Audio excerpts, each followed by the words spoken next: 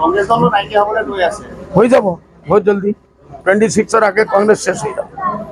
আমি opposition party অনুসার জবাবনি দিলে আপনার গ্রেফতার করা হবো বলে মুখ্যমন্ত্রী বঙ্গাইগাঁও মই বন্ধ করে দিছো বাবা, বন্ধ করে দিছো। আর কি করি, মোর কারণেই বুঝি কইছে কই থাকো।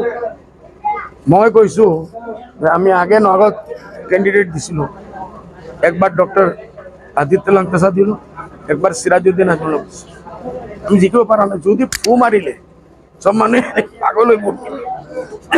ধুবড়ি বরপেটাতে আমি একবার জিকেছো, অন্যবার জিকিব পারা নাই। ডক্টর রফিক আসিল ক্যান্ডিডেট, যদি ফু দেওয়ার কারণে জিতে যায় তো আমার জিতে আমার 25 সিট আমি অ্যাসেম্বলি দিছিল, 35 সিট দিছিল, আমি তো জিকা নাই। আমি 18 লই গেছি কিছু। তো এইটু বোঝা যায় 100% ক্লিয়ার যে মোর ফুর কারণে মানুষ নিজেকে রাইজর ভোটর কারণে কেউ গেলে ভয় খাই আছে। আজ মতো ফু মারি সব লই যাবে। গ্রেফতারের কথা স্পষ্টভাবে তাহলে মুখ্যমন্ত্রী করে দিয়েছে। হ্যাঁ কইছে তো, এইটু কারণে আমি বন্ধ করে দিছো। ইলেকশন লইগে তেখেত কইছে বলে তেখেত বন্ধ করে দিব লাগে। আমি ইলেকশনটাকে বন্ধ করে রেখেছে। ইলেকশন লইকে কইছে, অ্যাসেম্বলিত একদম খোলাখুলি কইছে, মই নিজে শুনছি।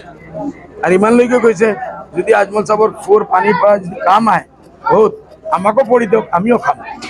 ইলেকশনের পিছত আমি পাঠাম।